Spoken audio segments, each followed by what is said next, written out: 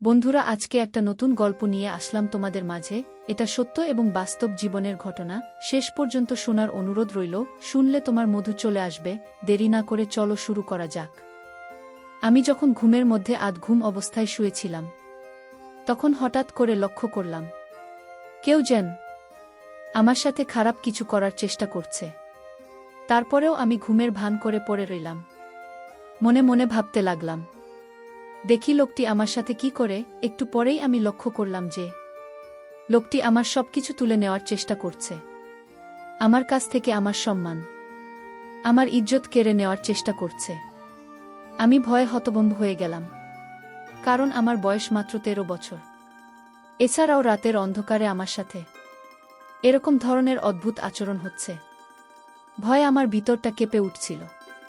যখন লোকটি আমার এখানে তারা একটু ছড়াবে, তখন আমি আর সহ্য করতে না পেরে আমি অনেক কষ্টে তাকে ধাক্কা দিয়ে ফেলে দিয়ে খুব তাড়াতাড়ি লাইটটা অন করি।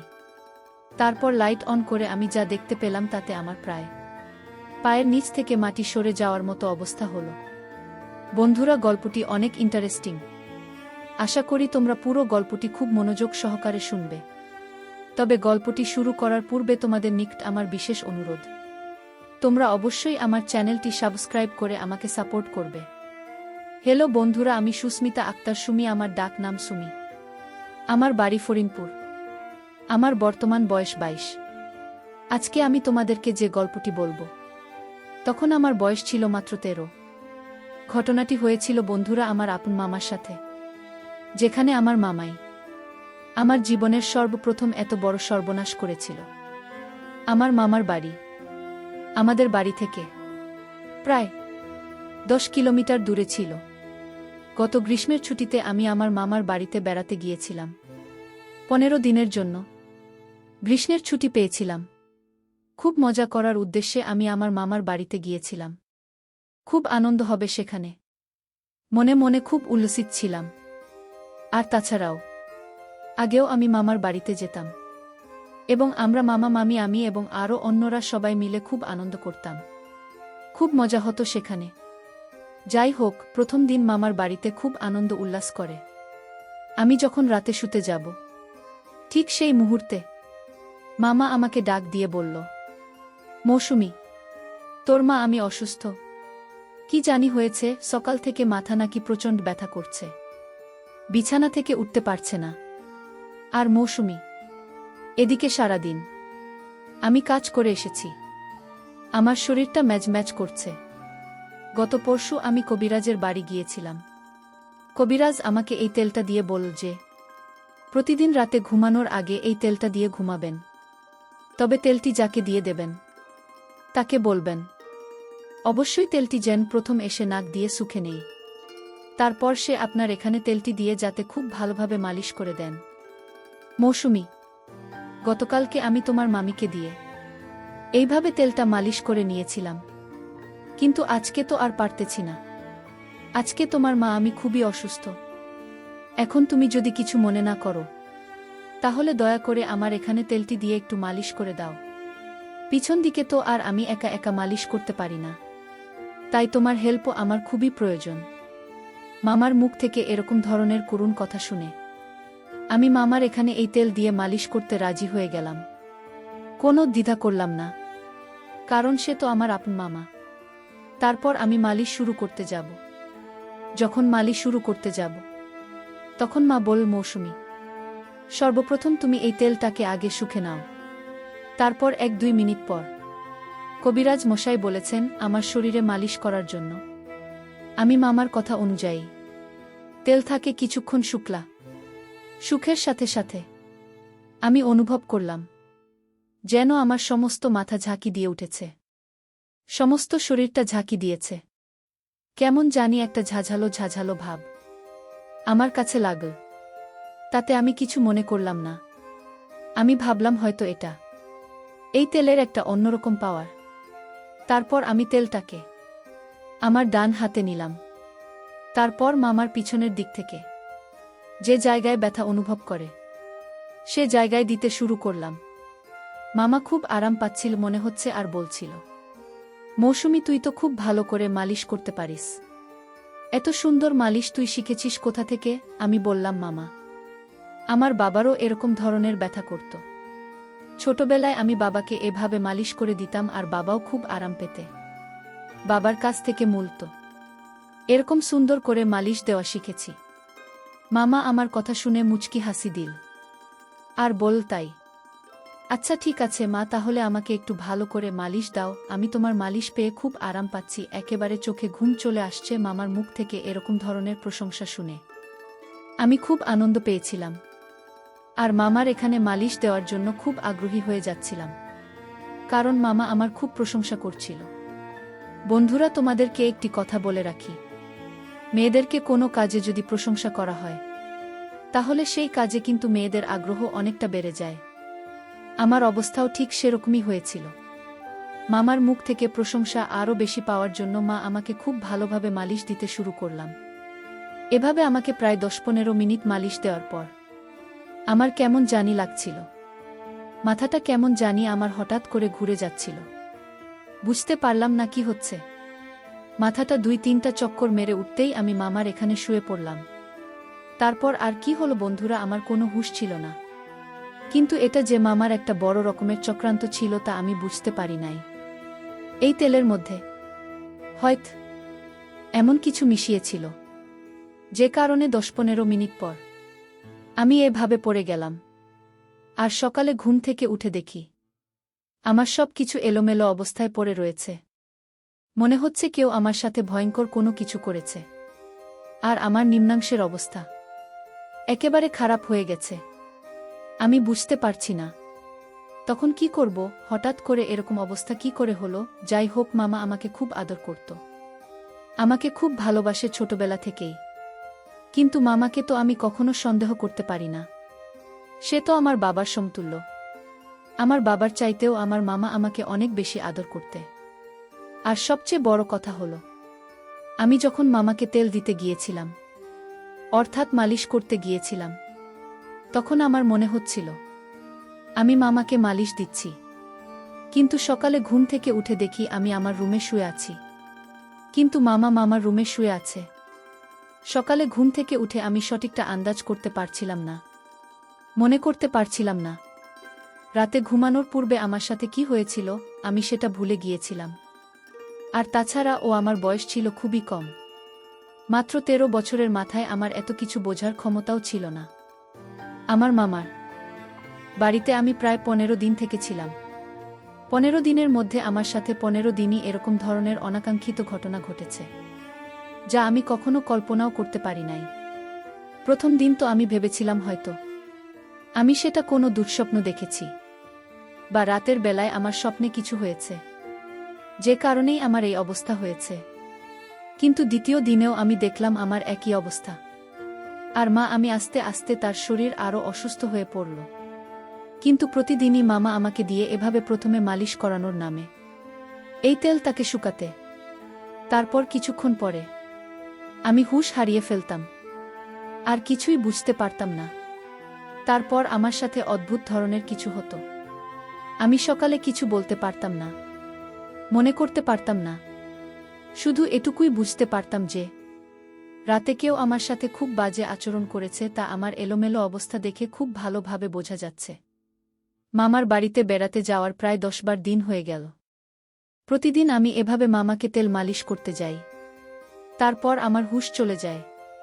তারপর আমার সাথে কি হয় আমি কিছুই বুঝতে পারি না। বিষয়টা নিয়ে আমি খুব চিন্তায় পড়ে গেলাম। কি করা যায়? আর তখন তো আমি খুব ছোট ছিলাম। সকালে প্রতিদিন ঘুম থেকে উঠে দেখি আমার অবস্থা একেবারে খারাপ।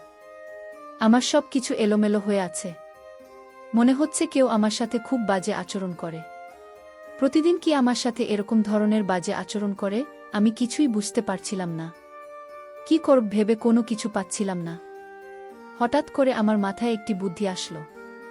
আজকে আমি দেখব কে আমার সাথে এরকম করে, কার এত বড় দুঃসাহস।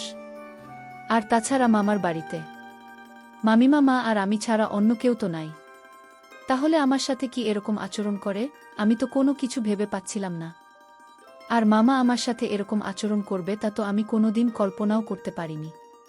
চিন্তা করলাম আজকে যেভাবেই হোক এর রহস্য আমাকে খুঁজে বের করতে হবে, জানতে হবে কে আমার সাথে প্রতিদিন এরকম ধরনের আচরণ করে। পরের দিন রাতের বেলায় মামা যখন আমাকে ডাকল তার এখানে তেল দিয়ে মালিশ দিয়ে দেওয়ার জন্য, তারপর মামা যখন বলল তেলটা আগে শুকে নিতাম, আমি একটা টেকনিক কাটিয়ে আমার নাকের ভেতরে তোলা ফিটিং করে দিলাম। এমনভাবে তোলা লাগিয়েছিলাম যাতে এই ওষুধের যে পাওয়ার, ওষুধের ক্ষমতা, সেটা আমার নাকের ভিতর দিয়ে কখনো আমার ভিতরে না যেতে পারে। আর যদি না যেতে পারে তাহলে আমি আর অজ্ঞান হব না, তাহলে আমি বুঝতে পারব প্রতিদিন কি আমার সাথে এরকম ধরনের নোংরামি আর বাজে আচরণে মেতে ওঠে। মনের মধ্যে কিছুটা ক্রোধ, কে আমার অগোচরে সে আমার এত বড় সর্বনাশ করছে। পরিকল্পনা অনুযায়ী আমি আমার কাজ করতে লাগলাম। কিন্তু সে দিন যখন মামার এখানে তেল দিয়ে মালিশ করতে যায় তখন আর আমি অজ্ঞান হইনি, কারণ এই তেলের মধ্যে যে প্রয়োজনটা ছিল সেটা আমার এখানে ইফেক্ট করতে পারে নাই। তারপরেও আমি পূর্বের মতো ভান ধরে পড়ে রইলাম। কিছুক্ষণ পর দেখলাম মামা আমাকে শুইয়ে আস্তে আস্তে তার রুমে চলে গেল। আমি অবাক হতে লাগলাম যে মামা তো আমার এখান থেকে আমাকে সুন্দর করে শুইয়ে তারপর চলে গেল, তাহলে সকালে ঘুম থেকে উঠে আমার এরকম অবস্থা হয় কেন? ভাবলাম আজকে সারা রাত সজাগ থাক, দেখব আমার সাথে কি হয়। চিন্তা করতে করতে কোনো ঘুম আসছিল না, মনের মধ্যে শুধু একটাই চিন্তা, আমার সাথে কি হয় তাহলে? মামা তো আমাকে কিছু করল না, তাহলে কি আমার সাথে এরকম করে? এসব ভাবতে ভাবতে ঘণ্টাখানেক পরেই দেখলাম আস্তে আস্তে কি যেন দরজা খুলে আমার কাছে আসো, আমার পাশে দাঁড়িয়ে আমার মুখের দিকে তাকিয়ে আমাকে 3টা ফু দিল। তারপরেও আমি ঘুমের ভান করে পড়ে রইলাম, মনে মনে ভাবতে লাগলাম দেখি লোকটি আমার সাথে কি করে। একটু পরেই আমি লক্ষ্য করলাম যে লোকটি আমার সবকিছু তুলে নেওয়ার চেষ্টা করছে, আমার কাছ থেকে আমার সম্মান, আমার ইজ্জত কেড়ে নেওয়ার চেষ্টা করছে। আমি ভয়ে হতভম্ব হয়ে গেলাম, কারণ আমার বয়স মাত্র 13 বছর। এছাড়াও রাতের অন্ধকারে আমার সাথে এরকম ধরনের অদ্ভুত আচরণ হচ্ছে। ভয়ে আমার ভিতরটা কেঁপে উঠছিল। যখন লোকটি আমার এখানে তারা একটু ছড়াবে তখন আমি আর সহ্য করতে না পেরে আমি অনেক কষ্টে তাকে ধাক্কা দিয়ে ফেলে দিয়ে খুব তাড়াতাড়ি লাইটটা অন করি। লাইটটা অন করার সাথে সাথে আমি যা দেখলাম তাতে আমার 2 চোখ মুছে গেল। অর্থাৎ আমার নিজের মামাই আমার সামনে মাথাটা নিচু করে দাঁড়িয়ে রইল। আমি রাগে ক্রোধে আমাকে খুব তিরস্কার করতে শুরু করলাম আর খুব দুঃখ প্রকাশ করলাম আর বলতে লাগলাম, মামা তুমি আমার আপন মায়ের ভাই, অথচ তুমি আমার সাথে এই কাজটি করবে, তা আমি কল্পনাই করতে পারি না। এই বলে আমি খুব কাঁদতে লাগলাম। তারপর মা মাথাটা নিচু করে আমার এখান থেকে চলে আসলো। সেদিন রাত পেরিয়ে সকাল হলে আমি আমার মামার এখানে গেলাম। মামা আমাকে দেখে খুব হাসি খুশি করছিল। মনে হচ্ছিল না যে সে রাতে আমার সাথে এরকম ধরনের একটা জঘন্য কাজ করে। তার এই আচরণ দেখে আমি অনেকটা হতবাক হয়ে যাই। ভাবলাম আমার মামা এত খারাপ, এত জঘন্য। আস্তে আস্তে আমার মনটা খারাপ হতে লাগল। এক পর্যায়ে আমি মামার সামনে কেঁদে দিলাম। আমার কান্না দেখে মামা খুব বিস্ময়ের সাথে আমাকে জিজ্ঞেস করল, মৌসুমী তোমার কি হয়েছে, তুমি কাঁদছ কেন? মামার এরকম আহ্লাদের কথা শুনে আমার কাছে আরও বিরক্তিকর লাগছে। এক পর্যায়ে আমি মামাকে বলতে বাধ্য হলাম যে মামা তোমার বাহিরে এক রূপ আর ভিতরে আরেক রূপ, তুমি আমার সাথে যা করেছ তা কোনোভাবে মেনে নেওয়া সম্ভব নয়। আমার কথা শুনে মামা খুব হতবাক হয়ে গেল আর বলল, মৌসুমী এসব তুমি কি বলছো? আমি তোমার সাথে কি করেছি? তুমি আমার মেয়ে, তুমি আমার সাথে এভাবে কথা বলছো কেন? তুমি আমার মেয়ের মতো, আমি তোমাকে মেয়ের চাইতে আরও বেশি দেখি।